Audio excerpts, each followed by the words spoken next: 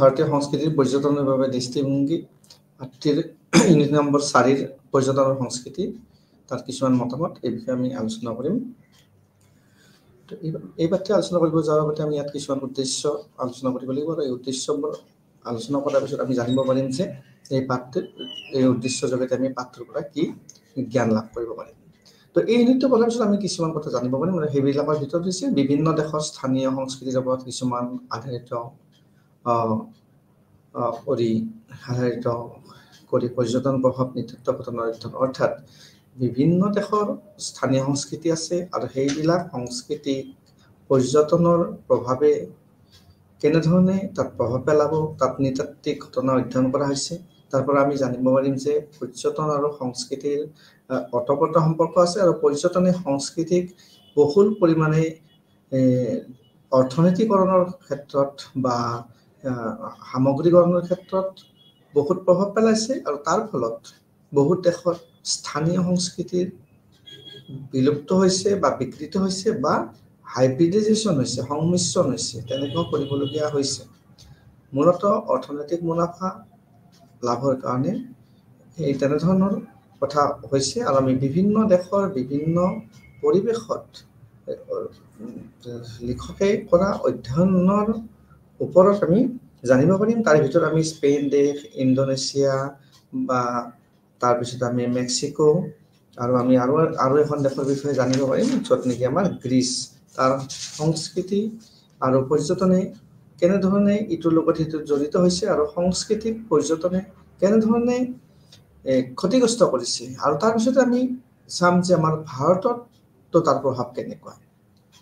তো সংস্কৃতি আৰু পৰ্যটনৰ মাজৰ সম্পৰ্কৰ ওপৰত কিছুমান ভাৰতীয় লেখকৰ মতামত আমি পাম।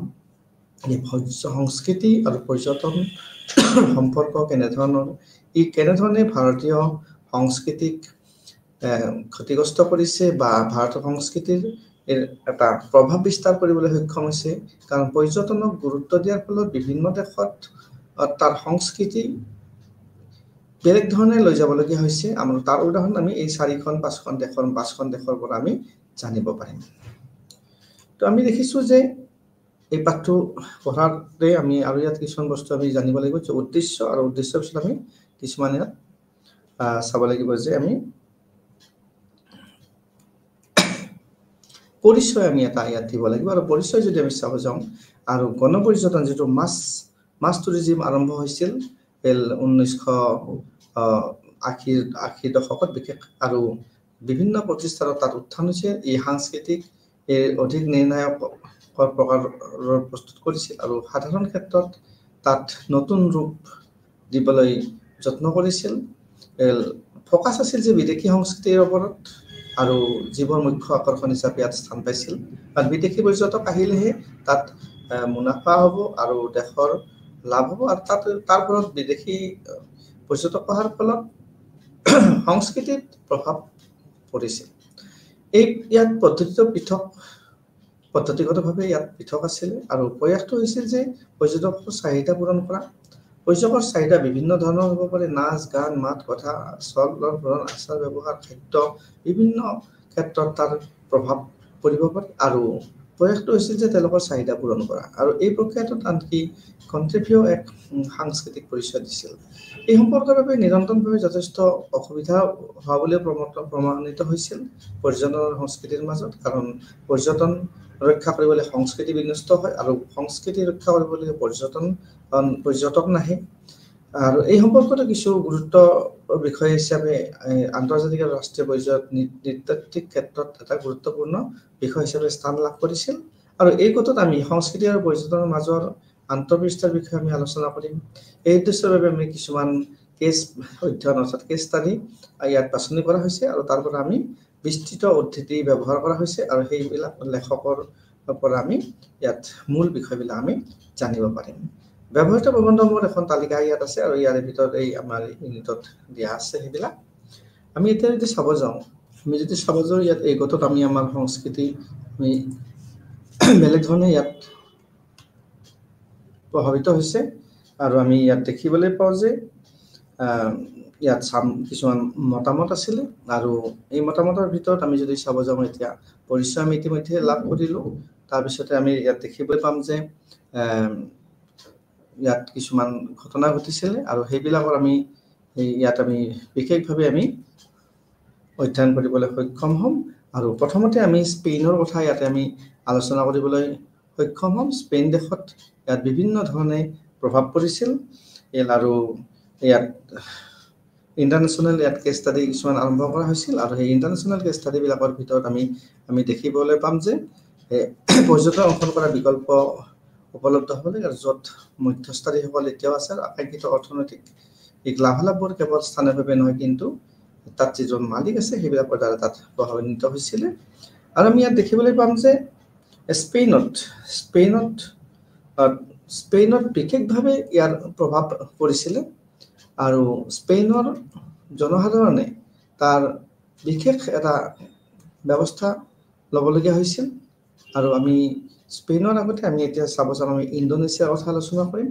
আৰু ইণ্ডোনেছিয়াত দুটা পৰ্যটন স্থান আছে যিবোৰ অতি গুৰুত্বপূৰ্ণ সাংস্কৃতিক আৰু বিদেশী পৰ্যটকৰ বাবে এটা গন্তব্যস্থান আছিল। তাত বিদেশী পৰ্যটকসকল গৈছিল আৰু এই ঠাইবোৰ হৈছে দুটা ঠাইৰ নাম আমি কৈছোঁ তেৰাজা আৰু বালি। এই দুটা ঠাই হৈছে ইণ্ডোনেছিয়াৰ প্ৰধান পৰ্যটনস্থলী আৰু এৰিক ক্ৰিষ্টেলৰ দ্বাৰা অধ্যয়ন কৰা হৈছিল আৰু ফিলিপ মেককেনে এই শাখাত ব্যাপকভাৱে তাক ব্যৱহাৰ কৰিছিল। আৰু ইণ্ডোনেছিয়াত আন্তৰ্জাতিক গণপৰ্যটন প্ৰায় আমি যদি চাবলৈ যাওঁ 1960 দশকৰ শেষৰ ফালে আৰম্ভ হৈছিল আৰু 1970 চনৰ দশকৰ মাজভাগলৈ দ্ৰুত গতিত বৃদ্ধি পাইছিল। ইণ্ডোনেছিয়াৰ এটা আশ্ৰয়স্থলী হিচাপে ইয়াতে গুৰুত্বপূৰ্ণ স্থান লাভ কৰিবলৈ সক্ষম হৈছিল। আনহাতে ইয়াত পৰ্যটকে ইয়াৰ উপকূল ইয়াৰ সমুদ্ৰ তীৰ উপভোগ কৰিবলৈ দেশখন ভ্ৰমণ কৰিছিল কাৰণ উপকূল তাৰ সমুদ্ৰ তীৰ এইবিলাকত মানুহে উপভোগ কৰি ভাল পায় আৰু ইয়াক এটা সাংস্কৃতিক গন্তব্যস্থান হিচাপে বিবেচনা কৰিছিল আৰু ই গুৰুত্ব লাভ কৰিছিল আৰু সমৃদ্ধি লাভ কৰিছিল আৰু ইয়াতে এটা বৈচিত্ৰ্যপূৰ্ণ সংমিশ্ৰণশীল পৰম্পৰা প্ৰতি অতি চিহ্নিত হৈছিল। ইণ্ডোনেছিয়াত সংস্কৃতিবোৰ ইয়াৰ সমৃদ্ধ আৰু বৈচিত্ৰ্যত বিদ্যমান আছিল। বালি আৰু তেৰাজাত দুটা আটাইতকৈ গুৰুত্বপূৰ্ণ পৰ্যটন আকৰ্ষণ স্থান। তাত পৰ্যটকক বিশেষ ধৰণে তাত আকৰ্ষণ কৰিবলৈ সক্ষম হৈছিল। আমি যদি চাব যাওঁ বহুতো দেশৰ পৰ্যটকসকলে স্থানীয় দৰ্শন কৰিবলৈ এই ঠাইবোৰলৈ ভিৰ কৰিছিল। ইয়াৰ বিভিন্ন উৎসৱ, ইয়াৰ বিভিন্ন ৰীতি নীতি, বিভিন্ন অনুষ্ঠান, বিভিন্ন নৃত্য, পৰম্পৰাগত কলা, শিল্প আৰু ইয়াৰ বিভিন্ন শিল্প আছিলে, আৰ্ট ক্ৰাফ্টৰ কথা আছিল, ঐতিহাসিক স্মাৰক যিবিলাক মনুমেণ্টছ আছিল সেইবিলাক চাবলৈ মানুহবিলাক ইয়াতে ভিৰ কৰিছিল আৰু আহিছিল। প্ৰথমতে পৰ্যটকৰ আগমনৰ বিশেষ নেতিবাচক প্ৰভাৱ নাছিল। প্ৰথমতে পৰ্যটকবিলাক আহিছিল তাৰ কোনো নিগেটিভ প্ৰভাৱ প্ৰথমতে নাছিল, কিন্তু যেতিয়া সময় পাৰ হৈ গ'ল তাৰ পৰ্যটকৰ সংখ্যা বৃদ্ধি পাবলৈ ধৰে আৰু বহুতো সমস্যাৰ উদ্ভৱ হ'বলৈ ধৰিলে। তেৰাজাত টুৰিভিটি ট্ৰেফিকৰ বৃদ্ধি হৈছিল একেবাৰে আকস্মিক আৰু ফলাফল অধিক উদ্বেগজনক আছিল। হঠাৎ যদি পৰ্যটকৰ সংখ্যা বাঢ়ে তাত স্থানীয়ভাৱে তাক পৰ্যটকসকলক ধৰণী জনাবলৈ তেওঁলোকে প্ৰস্তুত থাকিব লাগিব। তাৰ ওপৰত আধাৰিত 1976 চনত অধ্যয়ন এটা হৈছিল আৰু এৰিক ক্ৰিষ্টেলে আঙুলিয়াই দিছিল সেই বিষয়ে। তেৰাজাত এটা ইউনিক হ'ব পাৰে কিন্তু তাক সাৱধানে অধ্যয়ন কৰাৰ যোগ্য হ'ব আৰু 2 বছৰ পিছত তাত এটা নাটকীয় পৰিৱৰ্তন হৈছিল বুলি তেওঁ কৈছে। অঞ্চলটোত অভিজাত জাতিগত অস্পষ্টতাৰ পৰা পোনপটীয়াকৈ পাৰ হৈ গৈছিল। পৰ্যটন সংস্কৃতিক তাতে চাৰ্টাৰ পৰ্যটনৰ লক্ষ্য হৈছিলে আৰু তাৰ মাজত বিভিন্ন ধৰণৰ মধ্যস্থতাকাৰী আহিছিলে। পৰ্যটকৰ প্ৰভাৱ সম্পূৰ্ণভাৱে মূল্যাংকন কৰাটো সোনকালে তাত প্ৰৱণতাবিলাক কিছুমান স্পষ্ট হৈ পৰিছিল। তাৰপিছত যদি আমি চাব যাওঁ তাত পৰ্যটনটোক তেওঁলোকে আকোৱালি ল'ব নে নল'ব। যদি তেওঁলোকে অৰ্থনৈতিক লাভৰ কথা চিন্তা কৰে তেওঁলোকৰ গাঁও আৰু তেওঁলোকৰ অনুষ্ঠানবোৰ পৰ্যটনৰ বাবে মুকলি কৰিব লাগিব। সাংস্কৃতিক অখণ্ডতাৰ আপোচত তেওঁলোকে ভুক্তভোগী হ'ব। যদি তেওঁলোকে পৰ্যটনক অৰ্থনৈতিক লাভালাভৰ কাৰণে আদৰণি জনায় তেওঁলোকৰ গাঁৱৰবিলাকৰ যিটো অনুষ্ঠান আছে, প্ৰতিষ্ঠান আছে তেতিয়া বা সংস্কৃতি আছে তাত তেওঁলোকৰ যিটো অখণ্ডতাক আপোচ কৰা হ'ব আৰু তেওঁলোকৰ ক্ষতিগ্ৰস্ত হ'ব। কিন্তু যদি তেওঁলোকে পৰ্যটকসকলক বাদ দিয়ে তেওঁলোকে প্ৰৱেশৰ সৈতে থকা মুদ্ৰাস্ফীতি হ'ব, তেওঁলোকৰ তাত মুদ্ৰাস্ফীতি হ'ব কাৰণ অৰ্থনৈতিক তেওঁলোকৰ লাভালাভ নহ'ব। তাৰপিছত তেওঁলোকে ভুক্তভোগী ফল ভুগিব লাগিব আৰু যিবিলাক ওচৰ চুবুৰীয়া আছে তেওঁলোকে তাৰ পৰা লাভান্বিত হ'ব কাৰণ তেওঁলোকে তাক আকোৱালি ল'ব। সাংস্কৃতিক ৰক্ষণশীলতাই এই পৰিষদে অকল সাংস্কৃতিক ৰক্ষণশীলতাই যে আমাক পে কৰিব আমাক খুৱাই থাকিব সেইটো নহয় এসময়ত 1976 চনত পৰ্যটনৰ ঋতুত এটা স্পষ্ট হৈছিল যে ৰীতি নীতিবোৰ এনেদৰে ব্যৱসায় কৰা হৈছিল আৰু বিদেশীসকলক বিদেশীৰ অনুৰোধ পুনৰ নিৰ্ধাৰণ কৰা হৈছিল তেওঁলোকৰ গাইডসকলৰ সহযোগ ইয়াৰ উপৰিও স্মাৰক যিবিলাক বজাৰত তেওঁলোকে পুৰাকীতিবোৰ আছে সেইবিলাক তেওঁলোকৰ নাইকিয়া হোৱাৰ এটা ইংগিত দিয়া হৈছিল আৰু ইয়ে তেওঁলোকৰ সাংস্কৃতিক সম্ভাৱ্য ক্ষতি হ'ব বুলি বিবেচনা কৰা হৈছিল 1977 চনত তথ্যৰ ওপৰত আধাৰিত কৰি তেওঁ এটা সতৰ্ক আশাবাদ তেওঁ কৰিছিল যে অধিক ক্ষেত্ৰ গৱেষণাৰ প্ৰয়োজন আছে বুলি তেওঁ কৈছিল যদি নৃত্যবিদ হিচাপে আমাৰ নিৰ্দেশনাবোৰ দিয়াৰ ক্ষমতা আছে আমাৰ দক্ষতা ইয়াত আৰু এতিয়া প্ৰয়োগ কৰা উচিত আৰু তেওঁলোকৰ কৈছিল যে নৃত্য হিচাপে আমি এই আমাৰ ক্ষমতাই আছে গতিকে আমি দক্ষতাবিলাক আমি ইয়াত প্ৰকাশ কৰিব লাগে আৰু ভগৱান বাৰা সম্পদৰ যিটো পৰ্যটন আকৰ্ষণ কৰিবলৈ ইয়াৰ সম্পূৰ্ণ ৰূপে পৰম্পৰা আছে আৰু ইয়াৰ এটা ঐতিহ্য আছে আৰু এই ঐতিহ্যই তেওঁলোকক ইয়ালৈকে টানি লৈ আহিব পৰৱৰ্তী সময়ত অঞ্চলটো ভ্ৰমণ কৰিছিল আৰু তেওঁ দেখিছিল যে লেখকে লিপিবদ্ধ কৰিছিল যে 1975 চনত তাৰ্জালে পৰ্যটকৰ সংখ্যা আছিল মাত্ৰ 2500 কিন্তু তাৰপিছত তেওঁলোকে যেতিয়া আদৰণি জনাইছিল 1975 চনত দেখিবলৈ পালে যে প্ৰায় 40,000 লৈকে বৃদ্ধি পাইছিল ইয়াৰ ফলত বহুতো পৰিৱৰ্তন হৈছে ডেফিনেটলি 40,000 পৰ্যটক আহিলে এটা অঞ্চলত তাত বিভিন্ন পৰিৱৰ্তন পৰিলক্ষিত হ'ব এইটো নিশ্চিত ৰূপে স্বাভাৱিক এই অঞ্চলটোৰ লোকসকলৰ নিম্নলিখিত ধৰণে তেওঁলোকে লাভান্বিত হৈছিল কেনেধৰণে লাভান্বিত হৈছিল প্ৰথম আছিল স্থানীয় লোকসকলৰ বাবে হাজাৰ হাজাৰ চাকৰি সৃষ্টি কৰিছিল বহুত মানুহ তাত কৰ্মসংস্থান পাইছিল আৰু এই ক্ষেত্ৰত ৰাস্তা আৰু তাত এয়াৰ ষ্ট্ৰিপ গঠন কৰা হৈছিল আন্তঃগাঁথনি কৰা হৈছিল আৰু এইবিলাক সৃষ্টি কৰা হৈছিল গতিকে কমিউনিকেশ্যন ব্যৱস্থাটো উন্নত হৈছিল অঞ্চলটোৰ অৰ্থনৈতিক আৰু সামাজিক ৰাজনৈতিক বিচ্ছিন্নতা এটা সমাপ্ত হৈছিল আৰু তাৰ্জান সংস্কৃতি একেবাৰে অপমানজনক ভাষা বুলি কোৱা হৈছিল আৰু এতিয়া ইণ্ডোনেছিয়া যিটো ৰাষ্ট্ৰীয়ভাৱে তাক প্ৰদৰ্শিত কৰা হৈছিল আৰু বহু সাংস্কৃতিক ইণ্ডোনেছিয়াত এক মুখ্য আৰু গুৰুত্বপূৰ্ণ উপাদান হিচাপে বিবেচিত হৈছিল কাৰণ তেওঁলোকৰ লাভ দুটা মিলে এটা লাভ ধৰিলে চাকৰি তাৰপিছত তেওঁলোকৰ সংস্কৃতিয়ে এটা মৰ্যাদা পালে আৰু তেওঁলোকৰ অৰ্থনৈতিক সামাজিক অঞ্চলটোৰ যিটো বিচ্ছিন্ন হৈছিল তাৰ পৰা তেওঁলোকে পৰিত্ৰাণ পালে আৰু বয়ন ইয়াকত ৰঙাৰুতৰ পৰম্পৰাগত যিবিলাক ৰাজা কাৰুশিল্প আছিল সেইবিলাক তেওঁলোকে নতুন টকা থকা ধনী এটা বিচাৰি পাইছিল আৰু তাৰ ফলত তেওঁলোকৰ কিছিল দক্ষতা উন্নত হৈছিল কাৰণ স্কিল ডেভেলপ হৈছিল আৰু যেতিয়া কাষ্টমাৰ থাকিব যেতিয়া বস্তু বিক্ৰী কৰিব ক্ৰমান্বয়ে মানুহৰ চাহিদা পূৰণৰ কাৰণে তেওঁলোকে বিভিন্ন কৌশল অৱলম্বন কৰিব আৰু সেইটোৱে তেওঁলোকক দক্ষতা বিকাশত বিভিন্ন ৰূপে হৈছে অৰ্থাৎ ইয়াৰ ফলত আমি দেখিবলৈ পালো যে পৰ্যটকৰ সংখ্যা 25ৰ পৰা 1985 চনত 25ৰ পৰা গৈ পেলাই 40,000 বৃদ্ধি হৈছিল আৰু তাৰ ফলত তেওঁলোকে অঞ্চলটোৰ লোকসকলে বিভিন্ন ধৰণে লাভান্বিত হৈছিল আৰু ইয়াৰ স্থানীয় লোকসকলে হাজাৰ হাজাৰ চাকৰি পাবলৈ সক্ষম হৈছিল তাৰপিছত যদি আমি চাবলৈ যাওঁ এইবোৰ হৈছে পৰ্যটন বিকাশৰ দ্বাৰা কিছুমান ইতিবাচক প্ৰভাৱ পৰ্যটন বিকাশৰ ক্ষেত্ৰত কিছুমান ইতিবাচক প্ৰভাৱৰ আমি কথা ক'লোঁ কিন্তু সকলো ক্ষেত্ৰতে তাত পৰ্যটনে ইতিবাচক প্ৰভাৱ পেলাব নহয়তো নহয় নেতিবাচক প্ৰভাৱো বিভিন্ন ক্ষেত্ৰত পৰিলক্ষিত হৈছে পৰম্পৰাগত সাংস্কৃতিক জীৱনশৈলী আৰু স্মাৰকসমূহ এজন সীমাহীন পৰ্যটকৰ ভুক্তভোগী হৈছে এই বিকাশে তাৰ পৰম্পৰাগত সংস্কৃতি জীৱনশৈলী স্মাৰকসমূহে বিভিন্ন ধৰণৰ সমস্যাৰ সন্মুখীন হৈছে কাৰণ মানুহৰ লাইফষ্টাইল চেঞ্জ হৈছে তাৰ কালচাৰ পৰিৱৰ্তন হৈছে তাৰ স্মাৰকসমূহৰ বিকৃত কৰা হৈছে আৰু সেইকাৰণে এৰিক ক্ৰিষ্টেলে কৈছে যে তেৰাজাত পৰিৱৰ্তনৰ এটা সংবেদনশীলতাই এইবোৰ দ্ৰুত গতি ৰক্ষা কৰিছে আৰু মূল্যৱান উত্তৰ থেকে সাংস্কৃতিক শিল্পকলা তাত বিভিন্ন ধৰণৰ সাংস্কৃতিক শিল্পকলা আছে আৰু সেইবিলাক তেওঁলোকে তাত গৈ পেলাই আমি দেখি নিছে ইয়াত কোনো সন্দেহ নাই যে পৰ্যটনে এক ভূমিকা পালন কৰিছে এইটো ঠিক পৰ্যটনে ভূমিকা পালন কৰিছে এই প্ৰক্ৰিয়াত গুৰুত্বপূৰ্ণ ভূমিকা লৈছে কিন্তু 1969 চনত তাত প্ৰাচীন মণিৰ এটা সুন্দৰ টুকুৰাৰ প্ৰতিটো বিক্ৰী কৰা হৈছিল আৰু তেৰাজা বজাৰত তাত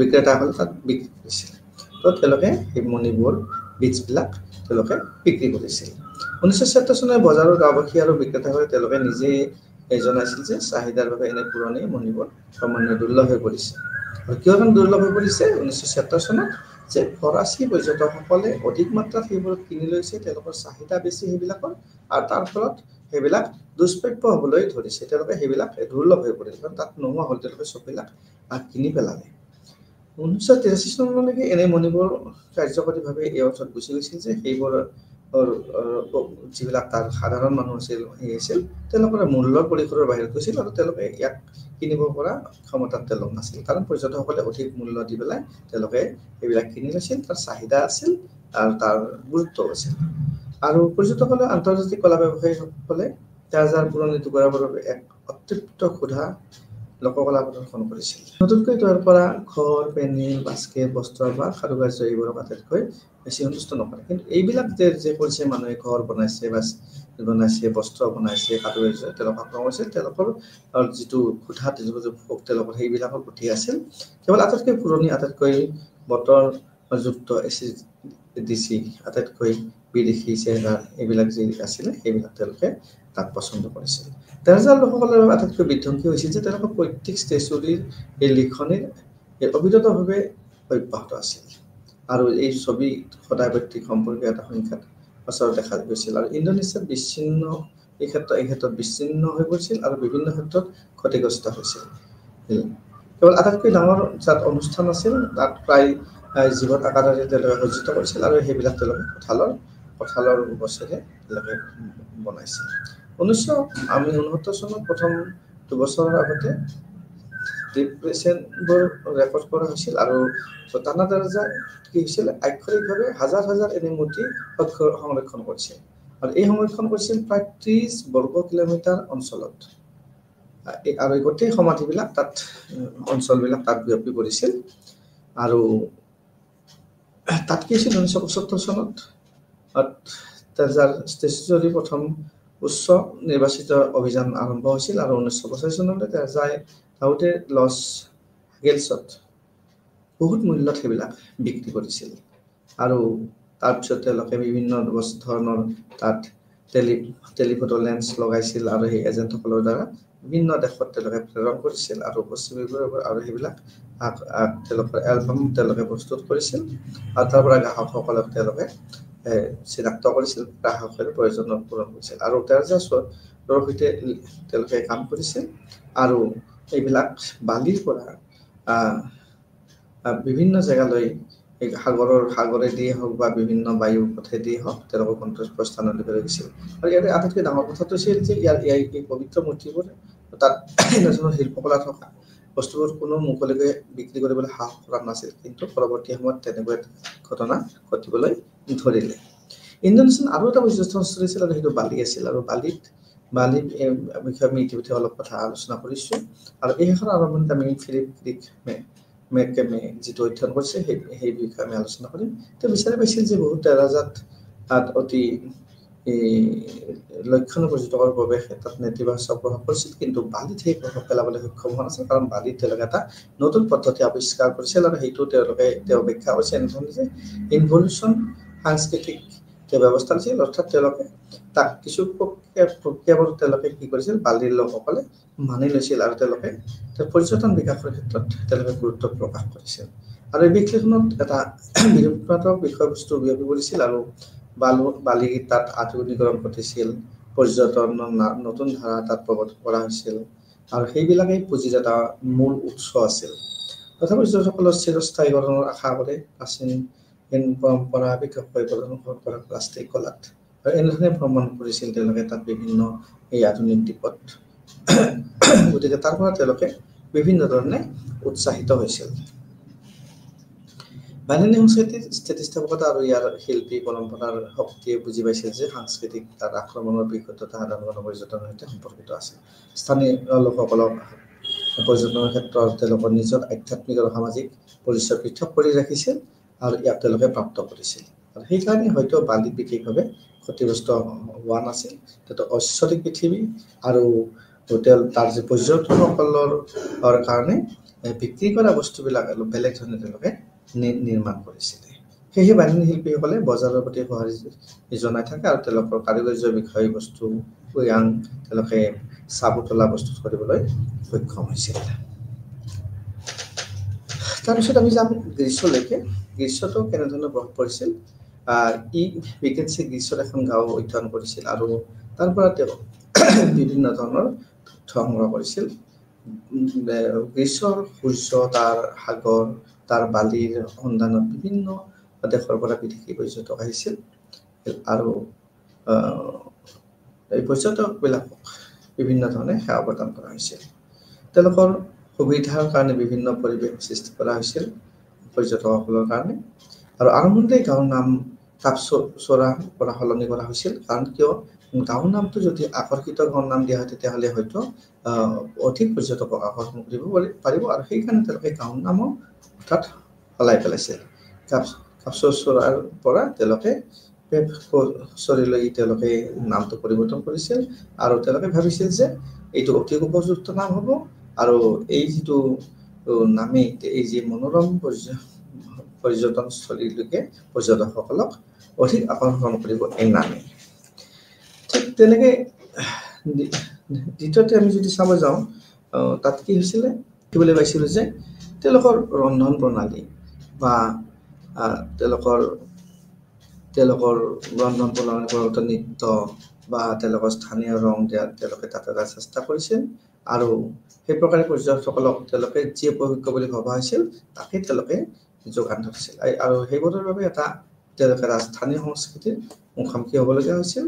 আৰু লেখকে সেই মন্তব্য কৰিছিল যে মুখ্যতঃ বিদেশী ব্যৱহাৰৰ বাবে দেভাৰাইনা ইভিনিং এটাৰ পৰা ৰূপান্তৰিত হৈছিল, আৰু মুন্নাংক সামাজিক অনুষ্ঠানত এক চমৎকাৰ ৰূপত পৰিণত কৰিছিল, আৰু সন্ধিয়াটো ৰোমাঞ্চকৰ আৰু স্মৰণীয় কৰি তুলিবলৈ তেওঁলোকে পৰ্যটকসকলৰ বাবে প্ৰস্তুত কৰি তুলিছিল। আৰু তেওঁলোকে হাইব্ৰিড ৰন্ধন প্ৰণালী পৰিৱেশন কৰিছিল, যাতে তেওঁলোকে নিজৰ কালচাৰ আৰু স্থানীয় কালচাৰ দুটাকে তেওঁলোকে তাত সেই খাদ্যত বিচাৰি পায়।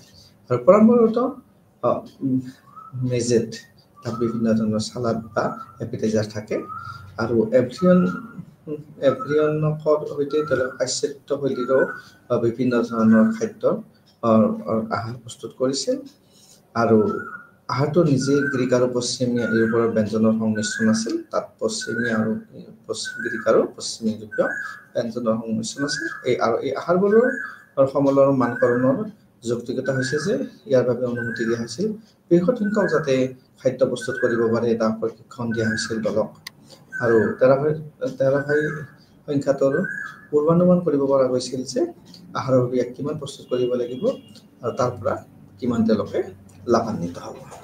ইয়াৰ উপৰিও গ্ৰীক পৰম্পৰাত নৃত্য মঞ্চস্থ প্ৰদৰ্শন কৰা হৈছিল, মঞ্চত নৃত্য প্ৰদৰ্শন কৰা হৈছিল, আৰু এইবিলাক সৰলীকৰণ কৰা হৈছিল, আধুনিকৰণ কৰা হৈছিল। বিশেষকৈ তেওঁলোকে পৰ্যটকৰ কাৰণে আধুনিকৰণ কৰা হৈছিল, সৰলীকৰণ কৰা হৈছিল। আৰু ইয়াৰ বিভিন্ন উদাহৰণ আছে। কাছাপিকো য'ত এজন নৃত্য কৰে, আৰু ইয়াৰ জনপ্ৰিয় বিভাজন চিটাকি আৰু চেম্পটিকো, য'ত নেকি বিষাদ আৰু কষ্টৰ মনোভাৱ প্ৰকাশ কৰা এটা নৃত্য বৃহৎ পৰিমাণে উৎপাদন হয় তাত পৰ্যটকৰ দ্বাৰা।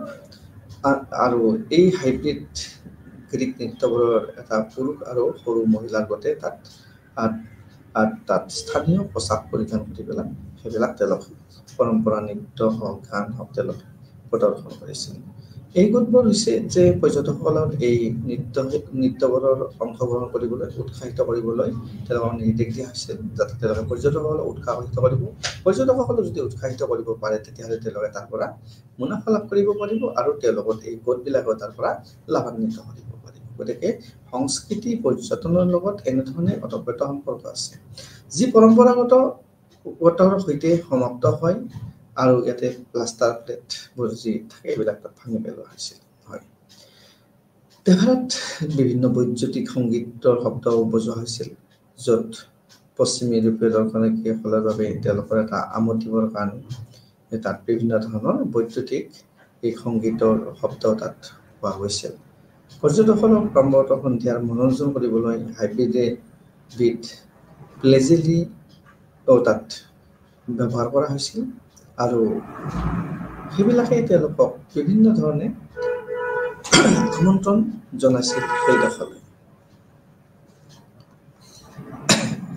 এই ধৰণৰ কিছুমান তেওঁলোকে ছদ্ম বিষয় তেওঁলোকে হাতত লৈছিল, আৰু স্পষ্ট হৈছিল যে সেইবোৰ বিদেশী কেছ, যিটো ক'ব পাৰোঁ আমি কেছ ফৰেন কেছ কাষ্টমাৰ বুলি তাক আমি কওঁ, বিদেশী নগদ গ্ৰাহক অৰ্থাৎ তাৰ কাৰণে এনেধৰণে বিভিন্ন ধৰণে হাইব্ৰিডেশ্যনৰ হওক, গানত হওক, খাদ্যত হওক তেওঁলোকে কৰিছিলে।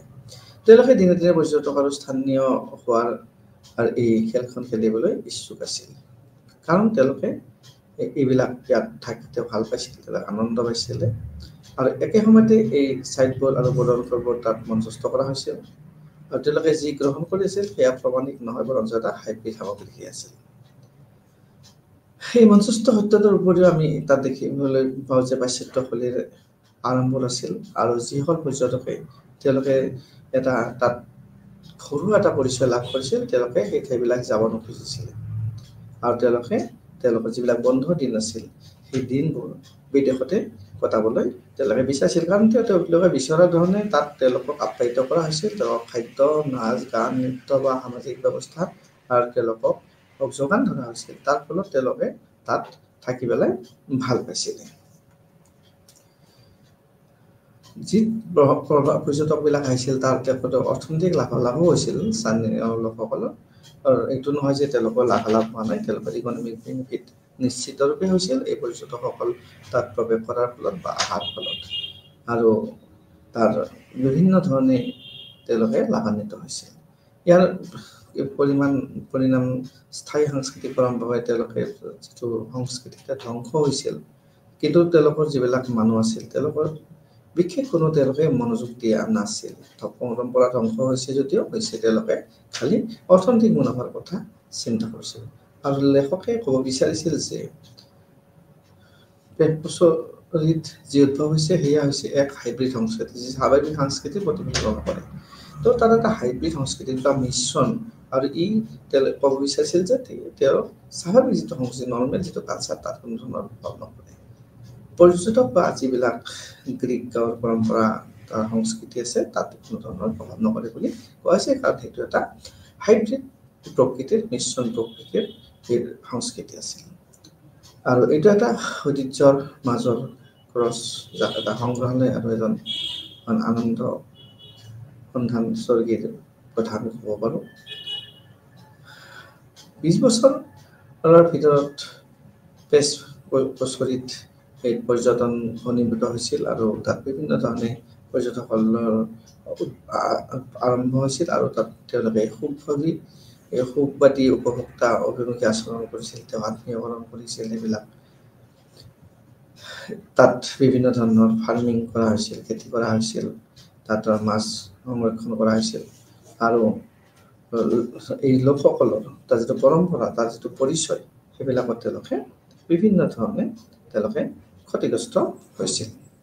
এতিয়া আমি আন এটা দিশলৈ আগবাঢ়িম, সেইটো হৈছে আমি মেক্সিকোৰ কথা আলোচনা কৰিম। তো মেক্সিকো যিমানে তাত মেক্সিকোৰ বিভিন্ন উপকূলীয় অঞ্চলবিলাকৰ পৰ্যটনৰ ওপৰত অধ্যয়ন কৰিছিল, আৰু ইয়াত কেন্দ্ৰীভূত হোৱা বিভিন্ন সমস্যাৰ বিষয়ে আলোচনা কৰিছিল।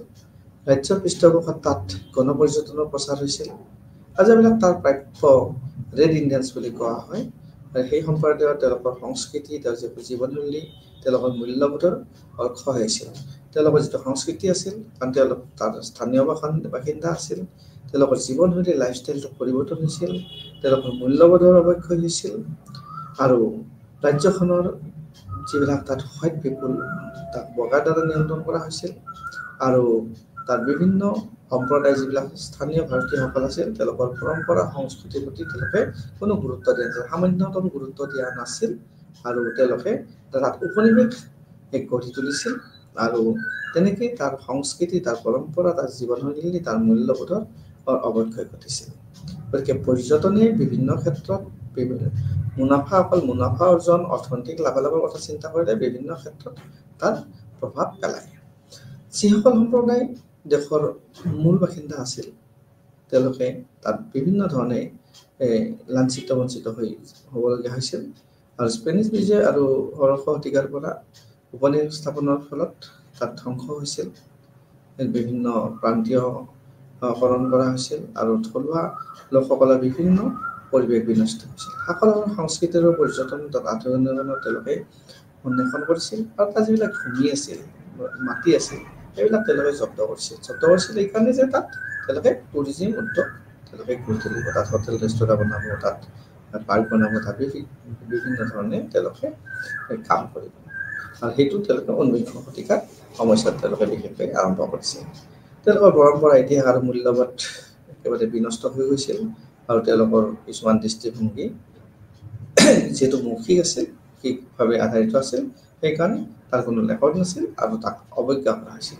আমি যদি এক উপসংহাৰকলৰে হিচাপে চাব যাওঁ, যে ৰাষ্ট্ৰীয় আন্তঃৰাষ্ট্ৰীয় অপাৰেটৰ দ্বাৰা ভ্ৰমণৰ প্ৰচাৰ হৈছিল তাত, আৰু তেওঁলোকে তাৰ ভ্ৰমণৰ পূৰ্ব তথ্য দিছিল আৰু নীতি নিৰ্দেশনা দিছিল, আৰু তেওঁলোকে ভ্ৰমণ আতিথ্য প্ৰণালীও ধাৰাবাহিকভাৱে চলাই লৈ গৈছিল। যিবোৰ ৰাজনৈতিক অৰ্থনৈতিক শক্তিৰ প্ৰতিৰোধ আৰু পৰিৱৰ্তন দুয়োটাতে প্ৰয়োজন আছিল, আৰু তাত মেক্সিকোৰ ক্ষেত্ৰত যথেষ্ট আছিল। আৰু থলুৱা যিবিলাক জনসংখ্যা আছিল তেওঁলোকক বিভিন্ন ধৰণে অৰ্থনৈতিকৰ দ্বাৰা ক্ষতিগ্ৰস্ত হৈছিল, তেওঁলোকৰ সম্পদবোৰ শোষণ কৰা হৈছিল, তাৰে তেওঁলোকক বিভিন্ন ধৰণে আক্ৰমণ কৰা হৈছিল পৰ্যটনৰ যোগেদি, আৰু তাত বিভিন্ন অভিযোজন ঘটিছিল, আৰু তাত ভাৰতীয় সংস্কৃতিৰ অস্তিত্ব নোহোৱা হৈছিল। গতিকে তাত বিভিন্ন ধৰণৰ প্ৰভাৱ পৰিবলৈ ধৰিছিল, আৰু বিভিন্ন ধৰণে তেওঁলোকে ক্ষতিগ্ৰস্ত হৈছিল।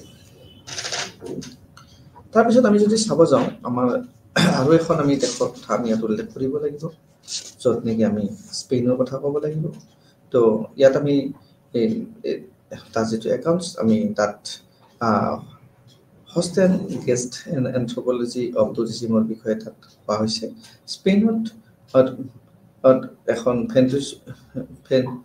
ফেণ্টাৰেভিয়া নামৰ এখন টাউন আছিল, আৰু তাৰ যিবিলাক জনসাধাৰণ আছিল তেওঁলোকে এটা আলাদে নামৰ এটা উৎসৱ তেওঁলোকে পালন কৰিছিল। আৰু এই আলাদে নামৰ উৎসৱটো তেওঁলোকৰ এটা অতি গুৰুত্বপূৰ্ণ আছিল, কাৰণ তাক তেওঁলোকে কমেমৰেট কৰিবলৈ তেওঁলোকৰ টাউনৰ ভিক্টৰী ফ্ৰান্সৰ ওপৰত তেওঁলোকৰ ভিক্টৰীৰ চিন হিচাপে 1838 চনত তেওঁলোকে চেলিব্ৰেট কৰিছিল। আৰু এইটো বহুত বছৰ ধৰি 100 ইয়াৰ্ছ ধৰি তাৰ লোকসকলে জড়িত হৈছিল। তাৰ মতা মাইকী ল'ৰা ছোৱালী এই অঞ্চলত তেওঁলোকে তাত অংশগ্ৰহণ কৰিছিল। আৰু ইয়াত এইটো এটা তেওঁলোকৰ এটা বহল এটা পাব্লিক এটা ৰিচুৱেলছ হৈ পৰিছিল, আৰু তাত তেওঁলোকে পাৰ্টিচিপেট কৰিছিল ভলুণ্টাৰীলি, আৰু জেনেৰেলি সাধাৰণতে তাত কোনো ধৰণৰ প্ৰেছাৰ নাছিলে, সকলোৱে তাত অংশগ্ৰহণ কৰিছিল। কিন্তু কি হ'ল, তাত আমি দেখিবলৈ পাইছোঁ যে গোটেই তাত টাউনত তেওঁলোকে পাৰ্টিচিপেট কৰিছিল, আৰু সেইটো এটা তেওঁলোকৰ চিম্বল হিচাপে বা ৰিচুৱেলছ হিচাপে তাক তেওঁলোকে মানি লৈছিল। আৰু তেওঁলোকৰ তাত কোনো আউটচাইডাৰে তাত ৰিলেট নাছিলে, তেওঁলোকে তাত নিজেই তেওঁলোকৰ পৰম্পৰাৰ লগত জড়িত হৈ আছিলে। কিন্তু 1999 চনত দেখিবলৈ পালোঁ যে আলাদে চহৰত বিভিন্ন ধৰণৰ চেষ্টা কৰা হৈছে চৰকাৰী পক্ষৰ দ্বাৰা, যাতে তাত পৰ্যটনৰ বিকাশ হ'ব পাৰে। আৰু তাৰ ফলত তেওঁলোকে টুৰিষ্টসকলক এট্ৰাকশ্যন কৰিবৰ কাৰণে তাক তেওঁলোকে তাতে একেটা দিনতে দুবাৰ আলাদে তেওঁলোকে ভ্ৰমণ চাবৰ কাৰণে তেওঁলোকে সুবিধা কৰি দিয়াৰ কথা চিন্তা কৰিলে।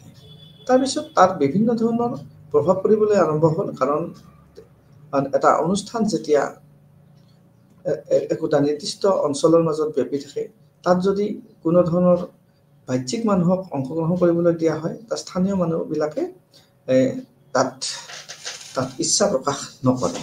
আৰু আমি তাৰে ফলস্বৰূপে আমি দেখিবলৈ পাম যে 1989 চনত স্পেনিছ চৰকাৰে সৃষ্টি কৰি দিবলৈ চেষ্টা কৰিছে যে আলহাজিয়া বজাৰবোৰ মুকলি কৰি দিয়াৰ কাৰণে, আৰু আলাদে একেটাক দুবাৰ দিব লাগে বুলি তেওঁলোকে কৈছিলে। আৰু লেখকৰ ভাষাত যদি আমি ক'ব যাওঁ, সেইটো পদক্ষেপ ঠিকেই আছে, কিন্তু ফুৱেণ্টেৰাভিয়াৰ লোকসকলৰ মাজত আতংক আৰু এটা অস্তিত্বৰ এটা ভাৱ অনুভূত হৈছিল, আৰু সোনকালে এইটো তেওঁলোকৰ হতাশাৰ আৰু উন্মুখা হৈ পৰিছিল। আৰু তেওঁলোকৰ বিভিন্ন ধৰণে তেওঁলোকে তাত ব্যৱসায় কৰিবৰ কাৰণে চৰকাৰীভাৱে তাত উদ্যোগ লোৱা হৈছিল, আৰু এই বিষয়ে ৰাজহুৱাভাৱে কম কোৱা হৈছিল। বিশেষভাৱে ৰাজহুৱাভাৱে তাত বেছি কোৱা হোৱা নাছিল। কিন্তু দুটা গ্ৰীষ্মকালৰ পিছত তাত এনেকুৱা এটা দেখিবলৈ পালে লেখকে যে এই চহৰখনত অংশগ্ৰহণৰ উপস্থিতি হোৱাত যথেষ্ট অসুবিধা হৈছে। এই আলাদে উৎসৱত যথেষ্ট কম সংখ্যক মানুহ অংশগ্ৰহণ কৰিছিল, কাৰণ সেইটো এটা স্থানীয়ভাৱে তেওঁলোকৰ এটা পৰম্পৰা আচাৰ আছিল। তাৰপিছত যেতিয়া তাত স্পেনীয় চৰকাৰে তাত এটা প্ৰভাৱ পেলাবলৈ যত্ন কৰিলে বিদেশী পৰ্যটকৰ কাৰণে, তাৰ ফলত স্থানীয় লোকসকল হতাশগ্ৰস্ত হ'ল, তেওঁলোকে ক্ষতিগ্ৰস্ত হ'ল আৰু তেওঁলোকে অংশগ্ৰহণ কৰাৰ পৰা বিৰত থাকিবলৈ ল'লে। আৰু কোনোৱে সক্ৰিয় বা আদৰ্শভাৱে তাত যদিও প্ৰতিৰোধ কৰা নাছিল, কিন্তু সম্পূৰ্ণৰূপে নিৰ্ভৰশীল এটা স্বেচ্ছামূলক অনুপালনৰ ক্ষেত্ৰত তাত এটা সাংগঠনিক সমস্যাই গুৰুতৰ সাংগঠনিক সমস্যাৰ সৃষ্টি হৈছিল। দুবছৰৰ ব্যৱধানত কি তাত দেখিবলৈ পালোঁ আমি তাতে যে গুৰুত্বপূৰ্ণ আৰু ৰোমাঞ্চকৰ ৰীতি আছিল যে সেয়া হ'বলৈ এক বাধ্যবাধকতা হৈ পৰিছিল। আৰু তাত আমি দেখিবলৈ পাম যে তাত যিবিলাক পৌৰ চৰকাৰ আছে, পৌৰ চৰকাৰে অৱশেষত এনেকুৱা এটা কাম কৰিবলৈ তেওঁলোকে আগবাঢ়ি গ'ল যে পৌৰ চৰকাৰে তাত এনেকুৱা কৰিবলগীয়া হ'ল যে তেওঁলোকে মানুহবিলাকক টকা দি তেওঁলোকক এই অনুষ্ঠানত অংশগ্ৰহণ কৰাৰ কাৰণে তেওঁলোকে বিবেচনা কৰিবলগীয়া হ'ল। আৰু ইয়াত কোনো সন্দেহ নাই যে তেওঁলোকে অৱশেষত তেওঁলোকক তেনেধৰণে টকা দি তেওঁলোকক অনুষ্ঠানত ভাগ ল'বৰ কাৰণে যত্ন কৰিছিল। ঠিক তেনেদৰে তেওঁলোকে কি কৰিছিলে, জিপচিবোৰক নৃত্য আৰু গান গাবলৈ তেওঁলোকে পৰিশোধ কৰিছিল বিভিন্ন ধৰণে। ঠিক তেনেকে সংগীত নিৰ্মাণৰ বাবে চিম্ফনী অৰ্কেষ্ট্ৰাক কাৰণে তেওঁলোকে পৰিশোধ কৰিছিল। আৰু এই যিটো ৰীতি নীতি ধনৰ বাবে তেওঁলোকে প্ৰদৰ্শন কৰিছিল, আৰু তাৰ ফলত কি হ'ল, তাৰ কোনো কালচাৰৰ তাৰ কোনো অৰ্থ নোহোৱা হ'ল। কাৰণ আমি দেখি পাইছোঁ যে স্পেইনৰ প্ৰথম অৱস্থাত জনসাধাৰণ খুব উৎফুল্লিত আছিল, তেওঁলোকে অংশগ্ৰহণ কৰিছিল সুন্দৰভাৱে তেওঁলোকৰ বিজয় উৎসৱত, এই এটা অনুষ্ঠানত। কিন্তু লাহে লাহে যেতিয়া তাক ব্যৱসায়ীকৰণ কৰা হ'ল, যাক পৰ্যটকসকলৰ কাৰণে চৰকাৰে বিভিন্ন ধৰণে ব্যৱস্থা কৰি দিলে, তাৰ ফলত তাৰ জনসাধাৰণ তাত ভাগ নোলোৱা হ'ল। আৰু তাৰ ফলত তাত ভাগ ল'বৰ কাৰণে তেওঁলোকে পে কৰিবলগীয়া হ'ল। তাৰ যেনেকৈ আমি উদাহৰণ হিচাপে চাব পাৰোঁ যে নৃত্য হওক, গান হওক বা বিভিন্ন বাদ্য পৰিৱেশৰ কাৰণে টকা পইচা, সংগীতৰ কাৰণে টকা পইচা দিয়া হয়। ঠিক তেনেকৈ গতিকে এই ধনৰ কাৰণে ইয়াত যিটো ৰীতি নীতি আছিলে সেইবিলাক বিশেষভাৱে ক্ষতিগ্ৰস্ত হৈ পৰিছে। আৰু তাৰ যিটো অৰ্থ, সেই অৰ্থটো তাত আমি নাইকিয়া হৈ গৈছিল। গতিকে তাৰ যিটো লোকেল কালচাৰ তাত বিভিন্ন ধৰণে ক্ষতিগ্ৰস্ত হৈছিল। আৰু এই যিটো উৎসৱ আছিল, এইটো এটা টাৰ্ণিং পইণ্ট আছিল। আৰু বাহিৰৰ লোকসকলক হস্তক্ষেপ, স্থানীয় লোকসকলৰ গোটেইখিনি ৰীতি নীতি তেওঁলোকে পূৰা তেওঁলোকে শিল্পীসকলৰ পৰা তেওঁলোকে হস্তগত কৰিছিলে। আৰু আমি ইয়াত অলপ পুনৰ প্ৰস্তুত কৰিছোঁ যে লেখকে কিছুমান অন্তৰ্ভুক্ত কৰিছে আৰু তেওঁলোক বিশ্লেষণ কৰিছে। এই দৃষ্টিভংগী অৱশেষত আৰ্থ-সামাজিক ক্ষেত্ৰত বিকাশ হ'বলৈ আৰম্ভ কৰিছিল। যে তাত এনেকুৱা এটা হ'ল যে লাহে লাহে তাত ইয়াৰ ফলত অৰ্থ-সামাজিক ছ'চিঅ' ইকনমিক ইফেক্টছ হৈছিল মাছ টুৰিজিমৰ ফলত। তাৰপিছতে তাত মাল ডিষ্ট্ৰিবিউশ্যন হৈছিল সম্পদৰ তাত মাল ডিষ্ট্ৰিবিউশ্যন হৈছিল, যে ধনী ধনী হৈছিল, দুখীয়া দুখীয়া হৈছিল। আৰু সমাজত তাত ষ্ট্ৰেটিফিকেশ্যন হৈছিল, অৰ্থাৎ সমাজবিলাকক ভাগ কৰা হৈছিল, ষ্টাৰ্টাত ভাগ কৰা হৈছিল, তাৰ মানুহবিলাকক বিভিন্ন গ্ৰুপত ভাগ কৰা হৈছিল। আৰু তাৰ ফলত কি হৈছিলে যে wide spread results of touristic development. আৰু এইটোৱে আছিল টুৰিষ্টিক ব্যাপক পৰ্যটক বিকাশৰ এইটো এটা ফল আছিল, সামাজিক স্তৰীকৰণ আৰু বৰ্ধিত সম্পদৰ বৰ্ধিত অবিতৰণ। ই বিশেষভাৱে প্ৰভাৱ পৰিছিল আৰু তাত ক্ষতিগ্ৰস্ত হৈছিল। এই সমস্যাবোৰ প্ৰতিৰোধ কৰাৰ প্ৰয়াস হিচাপে বিভিন্ন প্ৰকাৰৰ প্ৰস্তাৱ দিয়া হৈছিল, যে এই সমস্যাবোৰ কেনেধৰণে সমাপ্ত কৰিব পাৰি, বিভিন্ন প্ৰস্তাৱ দিয়া হৈছিল। আৰু সমস্যাবোৰ গুৰুতৰ আৰু আছিল, আৰু এইবিলাক প্ৰতিকাৰ কৰিব লাগিব বুলি কোৱা হৈছিল। ইয়াৰ সাংস্কৃতিক প্ৰশ্নটো যথেষ্ট চিন্তিত আছিল, কাৰণ সংস্কৃতি পৰ্যটনৰ সৈতে যদি আমি লগ কৰি তাক সামগ্ৰীকৰণ কৰা হয়, কমডাইজেশ্যন কৰা হয়, গতিকে তেতিয়া এইবিলাক জাষ্ট তেওঁলোকে এটা বিৱৰণ বা এটা একাউণ্টৰ হিচাপে তাক গণ্য কৰে। তেতিয়াহ'লে তাৰ যিটো সংস্কৃতি, যিটো পৰম্পৰা, সেইটো বিধ্বস্ত হ'ব আৰু ইয়াৰ বিপদ পৰিৱৰ্তন ঘটিব আৰু বিভিন্ন ধৰণে তাৰ সংস্কৃতি ধ্বংস মুখলৈ আগবাঢ়ি যাব। তাত বিভিন্ন ধৰণৰ সাংস্কৃতিক দালাল আছে, গতিকে তেওঁলোকে বিভিন্ন পেকেজত তেওঁলোকে বিভিন্ন ধৰণে এইবিলাক প্ৰতিযোগিতামূলক বজাৰত তেওঁলোকে ব্যৱহাৰ কৰিছে, বিক্ৰী কৰিছে আৰু সি এটা নিজে নিজৰ প্ৰক্ৰিয়া আৰম্ভ কৰিছে আৰু পৰিকল্পনাকাৰীসকলেও তেওঁলোকৰ এটা যে নিম্নতম দায়িত্ব থাকিব লাগে সেইটো তেওঁলোকে অনুভৱ নকৰে। সাংস্কৃতিক প্ৰাকৃতিক হিচাপে গণ্য কৰা সম্পদ বা পৰ্যটকৰ অধিকাৰ থকা সামগ্ৰী কেৱল বিকৃত নহয়, ই এক উলংঘন আৰু জনসাধাৰণৰ সাংস্কৃতিক অধিকাৰ এক উলংঘন বুলি কোৱা হৈছে। আনহাতে সাংস্কৃতিক কিছুমান দিশৰ তুলনাত বহুল আছে বুলি কোৱা হৈছে, যিটো মনত ৰাখিব লাগিব। তো আমি দেখিবলৈ পালোঁ যে ইয়াত পৰ্যটনৰ পেকেজৰ অংশ কৰিছিলে, ইয়াক বিভিন্ন ধৰণে পৰিশোধ কৰা হৈছিলে, গতিকে ইয়াক কোনো বিশ্বাসত ল'ব নোৱাৰে। তেনেদৰে প্ৰকৃততে সংস্কৃতি সামগ্ৰীকৰণে তেওঁলোকৰ সংগঠিত কৰা অৰ্থবোৰ হেৰুৱাইছিল আৰু জীৱনৰ যিটো তাৰ উদ্দেশ্য আছিল তাৰ সেইটো নোহোৱা হৈ গৈছিল। আমি ইণ্ডোনেছিয়াৰ কথা ইতিমধ্যে আলোচনা কৰিলোঁ, তেৰাজা আৰু বালিৰ কথা আমি ইতিমধ্যে আৰম্ভ কৰিছোঁ। তেওঁলোকে তেৰাজাত যিটো ঘটিছিলে সেইটো বালিত ঘটা নাছিল, তেওঁলোকে এটা বেলেগ পদক্ষেপ হাতত ল'বলৈ সক্ষম হৈছিল।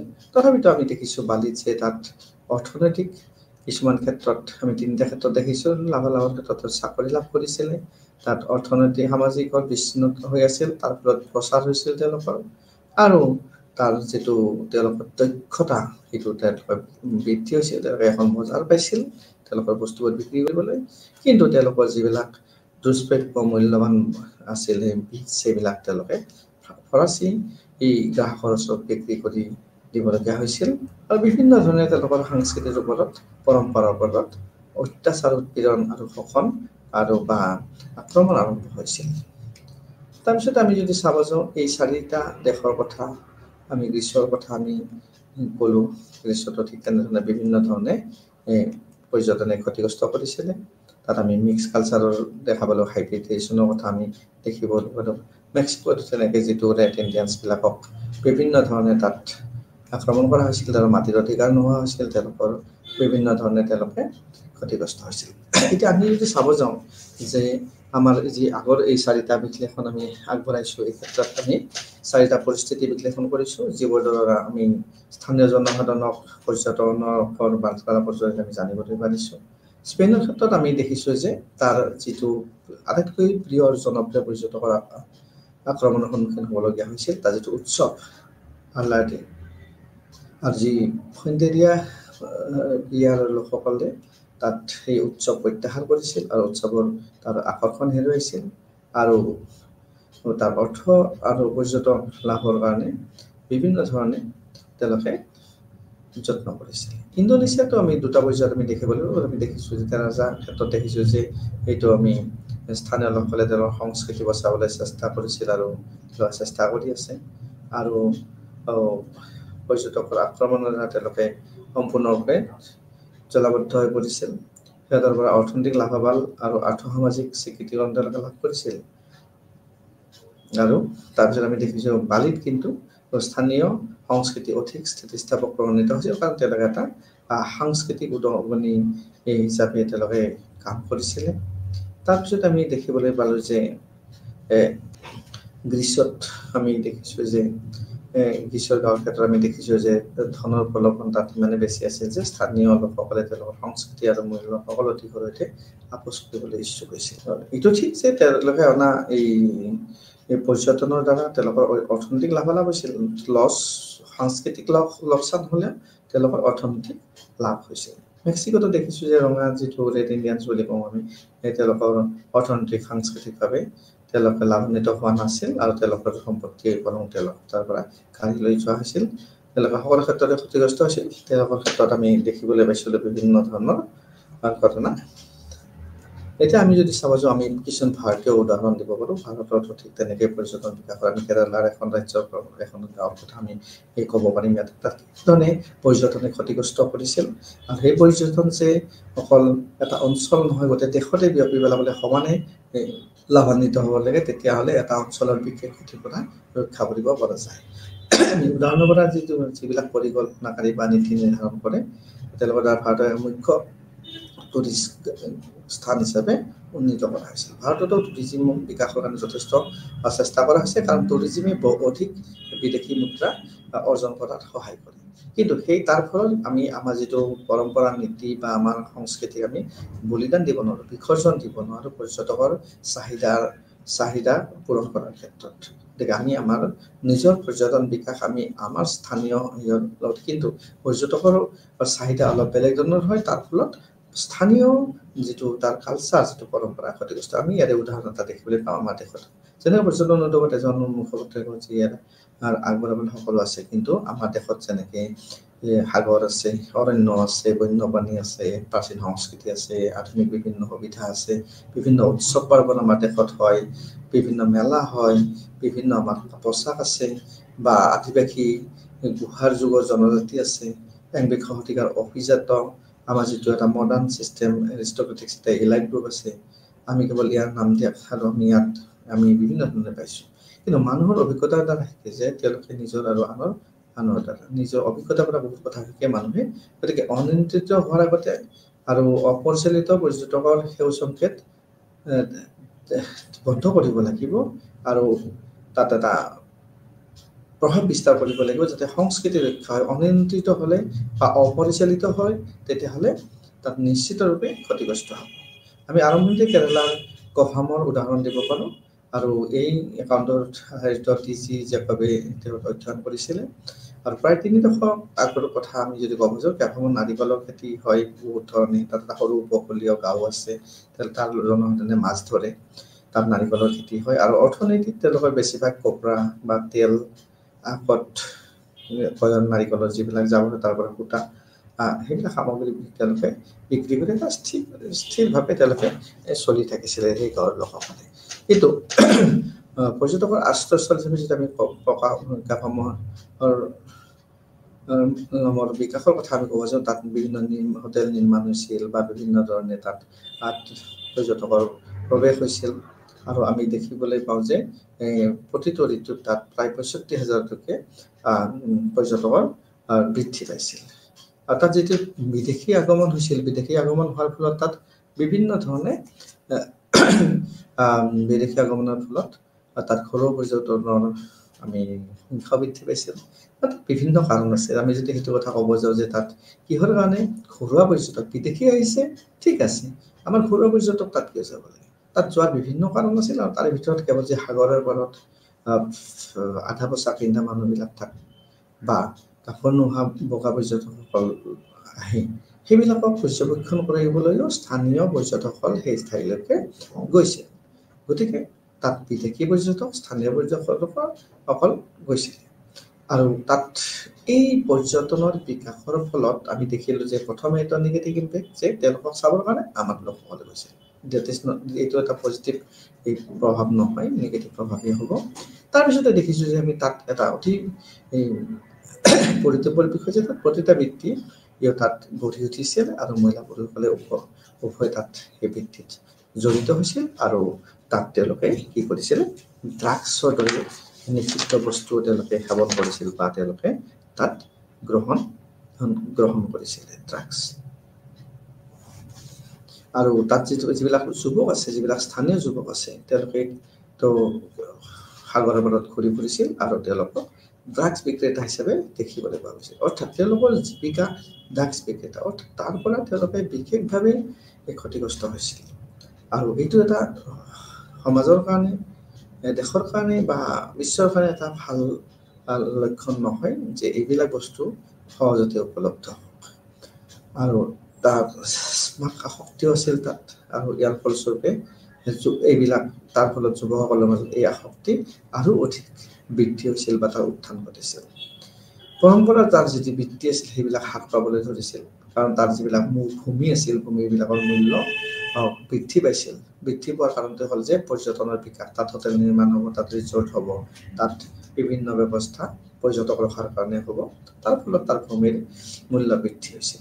আৰু ফলস্বৰূপে তাৰ যিবিলাক ভূমি আছিল সেইবিলাকৰ ভূমিৰ মালিকীস্বত্ব সলনি হৈছিল। ডেফিনেটলি স্থানীয় মানুহবিলাকে অধিক মূল্য পোৱাৰ কাৰণে তাৰ মাটিবিলাক বিক্ৰী কৰিছিল বা তেওঁলোকক হেঁচা দিয়া হৈছিল মাটি বিক্ৰী কৰিবৰ কাৰণে। তাৰ ফলত তেওঁলোকে মাটিবিলাক বিক্ৰী কৰিছিল আৰু সেইবোৰৰ মালিকীস্বত্ব পালন হৈছিল আৰু সেইবিলাক বেছিবিলাক বাহিৰৰ মানুহে মূলতঃ তেওঁলোকে সেই ভূমিবিলাক ক্ৰয় কৰি লৈছিল। আৰু তাৰ এটা স্পেকুলেশ্যন আছিল, তেওঁলোকে এটা অনুমান আছিল যে এই ভূমি তেওঁলোকে ব্যৱহাৰ কৰিব আৰু তাত তেওঁলোকে সেই ব্যৱহাৰ কৰি পেলাই তাত তেওঁলোকে মুনাফা লাভ কৰিব। তাত কৃষিজাত সামগ্ৰী বা তেনেধৰণৰ কোনো উৎপাদন তেওঁলোকে নকৰে। ইয়াৰ ফলত কি হৈছিল, তাৰ যি লোক আছিল, পৰিয়াল আছিল, তেওঁলোকৰ যিটো পৰম্পৰাগত বৃত্তি আছিল আৰু সেই বৃত্তিৰ পৰা তেওঁলোকে বাহিৰলৈ যাব লাগিছিল। অৰ্থাৎ তেওঁলোকে কৃষি উৎপাদন কৰিছিল। কৃষিভূমি তেওঁলোকে বিক্ৰী কৰাৰ ফলত তাত হোটেল ব্যৱসায় বা বিভিন্ন ধৰণৰ পৰ্যটন বিকাশৰ কাৰণে কাম কৰাৰ ফলত তেওঁলোকৰ সেইবিলাক মাটিবিলাক তেওঁলোকৰ হাতৰ পৰা গুচি গৈছিল আৰু তাত তেওঁলোকৰ যিটো পৰম্পৰা বৃত্তি তাৰ পৰা আহিছে। অৰ্থাৎ পৰ্যটনে কেনেধৰণে মানুহক ক্ষতিগ্ৰস্ত কৰিছে। পৰ্যটনৰ লাভালাভ চাকৰি আৰু সম্পদৰ ক্ষেত্ৰত বেছিভাগ বাহিৰৰ লোকৰ ওচৰলৈ গৈছিল। তো ইয়াৰে পৰ্যটনৰ বেনিফিট স্থানীয় লোকসকলে বিশেষ লাভান্বিত হোৱা নাছিল। বাহিৰৰ মানুহবিলাকে তাৰ পৰা লাভান্বিত হৈছিল। আৰু তাৰে যিবিলাক স্থানীয় লোক আছিল তেওঁলোকে মেনুৱেল কাম কৰাৰ কাৰণে হাতেৰে কাম কৰা কিছুমান কামত তেওঁলোকক নিয়োগ কৰা হৈছিল আৰু সেইবিলাক তেওঁলোকৰ অতি কম মুনাফা তেওঁলোকক মজুৰি দিয়া হৈছিল। বহুতো নিবনুৱা যুৱকে নিযুক্তি পাইছিল, ঠিকে আছে। আৰু কিহৰ নিযুক্তি পাইছিল, তেওঁলোকে যে ড্ৰাগছ বিক্ৰী কৰাৰ নিযুক্তি পাইছিল। অৰ্থাৎ ড্ৰাগছ ব্যৱসায়ো তাতে কোনোবাই ব্যৱসায় কৰিছিল আৰু এই তাৰ স্থানীয় লোকসকলক তাৰ লগত জড়িত কৰাইছিল। মুনাফা কিন্তু বেলেগে লাভ কৰিছিল। এই পৰিস্থিতিত একমাত্ৰ পৰম্পৰাগত জীৱিকা আছিল যে তেওঁলোকৰ থাকি গ'ল আৰু সেইটো হ'ল শিল খনন। তেওঁলোকৰ এটা পৰম্পৰাগত বৃত্তি, সেইটোৱে থাকি গ'ল। আৰু এসময়ত কৃষিৰ পৰা স্থিৰ আৰু তেওঁলোকে নিৰন্তৰতা উপাৰ্জন কৰিছিল। ভূমি খননৰ বাবে তেওঁলোকে স্থায়ীভাৱে তেওঁলোকে সেইবিলাক হেৰাই গৈছিল বা তেওঁলোকৰ যি এটা উচ্চ ৰিটাৰ্ণ আছিল, আয় আছিল, সেইবিলাক কমি গৈছিল। গভীৰ কুৎসিত ঘাট পৃথিৱীখনৰ কথা, অৰ্থাৎ তাৰ ফলত কি হৈছিল, তাত বিভিন্ন ধৰণৰ বিশৃংখল আৰম্ভ হৈছিল। তাত ঘাট হৈছিল, তাত ঘাট হৈছিল, বিভিন্ন ধৰণৰ বিশৃংখলতা হৈছিল। তাত যিবিলাক উচ্চ মানদণ্ডৰ কৃষ্ণশিল আছিল সেইবোৰৰ চাহিদা বাঢ়িছিল আৰু এক বৃহৎ সংখ্যক মহিলা আৰু শিশুক তেওঁলোকৰ কৃষিজীৱিতাৰ পৰা স্থানচ্যুত হোৱা, এই যি কৃষিজীৱিত আছিল তেওঁ স্থানচ্যুত হৈছিল আৰু তাত তেওঁলোকে এই শিলৰ কামত তেওঁলোকক প্ৰখৰ ৰ'দ বা বৰষুণত এই শিল ভাঙা কামত তেওঁলোকক নিয়োজিত কৰা হৈছিল। তেওঁলোকৰ শ্ৰমৰ বাবে সামান্য পৰিমাণে পৰিশোধ কৰা হৈছিল। যে তেওঁলোকে যিটো কষ্ট কৰিছিল, সেই ৰ'দত বৰষুণত ইমান পৰিশ্ৰম কৰিছিল, শিল ভঙা কাম কৰিছিল, তাৰ কাৰণে তেওঁলোকক অতি নিম্নতম মজুৰি দিয়া হৈছিল। কৃষিভূমিৰ যিটো তুলনা আছিল তাৰ তুলনাত তেওঁলোকে দৰিদ্ৰতা এনেকুৱা লাগিব যে এইটো এটা দৰ্শন ক্ষেত্ৰ, পৰ্যটনৰ এটা আকৰ্ষণৰ দৰ্শন ক্ষেত্ৰ হৈ পৰিছিল। তেওঁলোকৰ দৰিদ্ৰতাকো তেওঁলোকে পৰ্যটকসকলে এটা ইটিকিং কৰাৰ দৰে হৈছিল যে তেওঁলোকে দৰিদ্ৰ হিচাপে জীৱন নিৰ্বাহ কৰিছে আৰু পৰ্যটকসকলে তাকে দৰ্শন কৰিছিল আৰু তেওঁলোকৰ এটা আকৰ্ষণৰ কেন্দ্ৰ হিচাপে পৰিগণিত হৈছিল। অৰ্থাৎ তেওঁলোকৰ গোটেই ভূমিৰ অধিকাৰ গুচি গ'ল, তেওঁলোকৰ খেতিৰ অধিকাৰ গুচি গ'ল, তেওঁলোকে এটা কষ্টকৰ জীৱন যাপন কৰি আছে আৰু তাকো পৰ্যটকসকলে উপভোগ কৰিছিল বা তাৰ এনজয় কৰিছিল তেওঁলোকে। তাৰপিছত আমি দেখিবলৈ পাম যে সেয়েহে এইটো সম্পূৰ্ণ স্পষ্ট হৈ পৰিছে, পৰ্যটন ইমান অনুচিত নহয়, কিয়নো ই বহুতৰ বেয়া কৰিছিলে মূলতঃ বিভিন্ন লাভালাভৰ কাৰণে। মূল কথাটো আছিল ধন অন্বেষণ। ধন অন্বেষণৰ ফলত তাৰ সংস্কৃতি, তাৰ পৰিৱেশ গোটেইখিনি অৱনমিত হৈছে। ধন আৰু পৰিৱেশ, তাৰ সংস্কৃতি, ধনে সকলোবোৰ বিনষ্ট কৰিছিল। যিবিলাক স্থানীয় লোক আছিল তেওঁলোকক বিশেষ একো লাভান্বিত কৰা নাছিল। তেওঁলোকে সেৱা কৰিছিল, সম্পদ আহৰণ কৰিছিল। তাত ইয়াত অৰ্থপূৰ্ণ বিকাশৰ পৰম্পৰা বৃত্তি আৰু উদ্যোগত সম্ভৱতঃ উৎপাদন ক্ষেত্ৰত অধিক নিযুক্তি কাম কৰিব পাৰে। কৃষ্ণমেননে এই সমস্যাবোৰৰ সমাধান বিচাৰিছিল আৰু ভাৰতৰ সংস্কৃতি পৰ্যটনৰ দ্বাৰা সন্মুখীন হোৱা আমি ইয়াক এটা পুনৰ বস্তুত আমি আলোচনা কৰিব পাৰোঁ। মানসিকতাৰ আন্তঃ অংশ নীতি নিৰ্মাতাসকলে প্ৰদৰ্শন কৰা আৱেশত স্পষ্টভাৱে স্পষ্ট। পৰ্যটনৰ প্ৰচাৰৰ জৰিয়তে বৈদেশিক মুদ্ৰাৰ উপাৰ্জন বৃদ্ধিৰ বাবে বিভিন্ন ধৰণৰ ব্যৱস্থা হাতত লোৱা হয়। সকলো ধাৰ্মিক আৰ্থ-সামাজিক বিকাশৰ বাবে উদ্ভিদ পৰ্যটন নীতিৰ সত্ত্বেও চৰকাৰ প্ৰায় সম্পূৰ্ণৰূপে এই চৰ্তৰ ওপৰত নিৰ্দেশিত। সেয়ে আমি অনুশীলন পৰ্যটন বিচাৰি পাওঁ। ভাৰতৰ বিদেশী পৰ্যটকৰ কল্যাণৰ প্ৰতি অধিক বিবেচনাশীল। ঠিক আছে, ভাৰতত যিবিলাক বৈদেশী পৰ্যটক আহে তেওঁলোকৰ কল্যাণৰ প্ৰতি অধিক বিবেচনাশীল হ'ব লাগে, বিবেচনা কৰিব লাগে, তেওঁলোকক সুব্যৱস্থা কৰিব লাগে, তেওঁলোক আমাৰ অতিথি। কিন্তু যিবিলাক স্থানীয় জনসংখ্যা, স্থানীয় লোক আছে তেওঁলোকৰ ক্ষতিগ্ৰস্ত হ'ব নালাগে। যে পৰ্যটকৰ পৰিমাণ বৃদ্ধি পাওক, সমাজৰ সাধাৰণ সামাজিক অৰ্থনৈতিক কল্যাণ হওক, তাৰ সাহিত্যৰ অৱনতি হ'ব নালাগে, পৰ্যটন বৃদ্ধি হ'ব লাগে। তাত বিভিন্ন ধৰণৰ আন্দোলনো হৈছিল গোৱাত, যাতে আমি দাধক্ৰয়ভাৱে তাৰ তৃণমূল সংগঠনবিলাকে পৰ্যটন ডেভেলপ হ'ব নালাগে বুলি তেওঁলোকে বিভিন্ন ধৰণে আন্দোলন আৰম্ভ কৰিছিল। সেয়ে আমি সাংস্কৃতিক পৰ্যটন বৃদ্ধিত দ্বিধাৰ সন্মুখীন হৈছোঁ। আমাৰ দেশত আটাইতকৈ প্ৰচুৰ পৰ্যটন সম্পদ শোষণ কৰিব নোৱাৰিব পাৰে। আমাৰ দেশত বহুত এনেকুৱা পৰ্যটনস্থলী আছে, বিভিন্ন আছে। সকলোবিলাকত যদি আমাৰ পৰ্যটন বিকাশ হয় তেতিয়াহ'লে সকলোতে সমানে বিকাশ আমি দেখিবলৈ পাম। এই পৰিস্থিতিৰ কেইবাটাও পৰা হ'ব পাৰে, কিন্তু এটা কথাত অধিকাৰ বিষয়ে চিন্তা কৰা হৈছে আৰু তাত সামূহিক বা চৰকাৰে স্থানীয় সংস্কৃতিবোৰ কমাবলৈ নিজকে আৰোগ্য কৰাৰ ক্ষমতা প্ৰদান কৰে। তো এই স্থানীয় পৰিচয়বোৰক ভাবুকি দিয়া বা আপোচ কৰাটো তীব্ৰভাৱে প্ৰতিৰোধ কৰা হয়। যে আমাৰ যিটো স্থানীয় পৰিচয় আছে, আমাৰ যিটো আমাৰ আত্ম উপলব্ধি আছে, তাক ক্ষতিগ্ৰস্ত হ'ব নালাগে, তাক ভাবুকি হ'ব নালাগে, আপোচ কৰিব নালাগে। তেতিয়াহে আমাৰ সংস্কৃতি, আমাৰ কলা জীয়াই থাকিব। আৰু এইকাৰণে কোৱা হৈছে সাংস্কৃতিক পৰ্যটনৰ স্থানীয় সমাজৰ দ্বাৰা এনেধৰণৰ ভাবুকি বুলি ধাৰণা কৰা হৈছে। সেইটো যদি সামৰণি ফালি আমি আগবাঢ়ো, আমি দেখিবলৈ পাম যে আয়োজকৰ সৈতে পৰ্যটকৰ বাৰ্তালাপৰ সৈতে সাংস্কৃতিক বিনিময় প্ৰক্ৰিয়াটো ঘটিব বুলি ধাৰণা কৰা হয়। আৰু এই ক্ষেত্ৰত বিভিন্ন ধৰণে মোকাবিলা কৰিবৰ ক্ষেত্ৰত, টেক অফ কৰিবৰ ক্ষেত্ৰত এটা সম্প্ৰদায়বাদী ব্যৰ্থ হোৱা বুলি কোৱা হৈছে। এই বিফলতা এতিয়া সমগ্ৰ বিশ্বতে স্পষ্টভাৱে স্বীকৃতি হৈছে। তাৰ যিটো বিফলতা, তাৰ ফলত প্ৰত্যেক দেশতে সংস্কৃতি বিনষ্ট হৈছে, পৰম্পৰা বিনষ্ট হৈছে, পৰিৱেশ বিনষ্ট হৈছে। কাৰণ পৰ্যটকৰ তেওঁলোকৰ চাহিদা পূৰণ কৰাৰ ক্ষেত্ৰত হাইব্ৰিডাইজেশ্যন বা তাৰ নীতি নিৰ্দেশনা পৰিৱৰ্তন বা অংশগ্ৰহণকাৰীৰ মুক্ত বিচৰণ, সেইবিলাকে বিভিন্ন ধৰণে ক্ষতিগ্ৰস্ত কৰিছে। ইয়াত বহুতো কাৰণ আছে, আমি যিবিলাক দেখিছোঁ। প্ৰথমে পৰ্যটকসকলৰ হাতত পৰ্যাপ্ত সময়ৰ অভাৱ বুলি কোৱা হৈছে। তেওঁলোকৰ স্থানীয় সংস্কৃতিৰ গভীৰ জ্ঞানৰ প্ৰয়োগ প্ৰদান নকৰে। নিশ্চিতভাৱে পৰ্যটক কেইদিনমানৰ কাৰণে আহে আৰু তেওঁলোকে স্থানীয় সংস্কৃতিৰ গভীৰ জ্ঞান লাভ কৰাটো ইমান সহজ নহয় বা নোৱাৰে। স্থানীয় লোকসকলে তেওঁলোকৰ সৈতে ফলপ্ৰসূভাৱে বাৰ্তালাপ কৰাৰ ক্ষেত্ৰতো কিছুমান অসুবিধা হয়, তেওঁলোকে সকলোবিলাক কথা বুজি নাপায়। ভাষাও ইয়াতে এটা অন্তৰায় হৈ থাকে। দ্বিতীয়তে যদি আমি চাব যাওঁ, অৰ্থনৈতিক বিবেচনাই ভুল বুজাবুজি সৃষ্টি কৰে। অৰ্থনৈতিক বিবেচনা অৰ্থাৎ ইকনমিক বেনিফিটৰ কথা যদি আমি চিন্তা কৰোঁ, অৰ্থনৈতিক লাভালাভৰ কথা চিন্তা কৰোঁ, the marketing of imitation cultural products is the form of tourist oriented stage festival etc. তো ইয়াত দেখা গৈছে যে স্থানীয় লোকে ভাবিব পাৰে যে পৰ্যটক এজন আনহাতে পৰ্যটকসকলে স্থানীয় লোকসকলক বহুত লোভী বুলি ভাবে। এনে ভুল বুজাবুজিৰ পৰা যিকোনো নিয়ম ইয়াত বা সাংস্কৃতিক আদান প্ৰদানৰ ক্ষেত্ৰত কাৰ্যকৰী নহয়। আমি তৃতীয়তে যদি চাব যাওঁ, আমি ইয়াত পৰ্যটন বিভিন্ন ক্ষেত্ৰত অনুকৰণ বা পৰ্যটন কাৰ্যকৰী আমাৰ জ্ঞান ৰখাৰ আমাৰ কিছুমান আমি অসুবিধাৰ সন্মুখীন হৈছোঁ, বা ইয়াতে স্থানীয় যিবিলাক বাসিন্দা আছে তেওঁলোকে বিভিন্ন ক্ষেত্ৰত পৰ্যটকসকলৰ লগত আলোচনা বিলোচনা বা মোকাবিলা কৰিবৰ ক্ষেত্ৰত বিভিন্ন অসুবিধাৰ সন্মুখীন হয়। আমি আৰু দেখিবলৈ পাইছোঁ যে চতুৰ্থতে আমি দেখিবলৈ পাইছোঁ বিভিন্ন ইয়াত মধ্যস্থতা কৰি আছে আৰু তেওঁলোকৰ যিটো হস্তক্ষেপ, সেই হস্তক্ষেপে পৰ্যটক আৰু স্থানীয় লোকসকলৰ মাজত বিভিন্ন ধৰণে বাধা সৃষ্টি কৰে।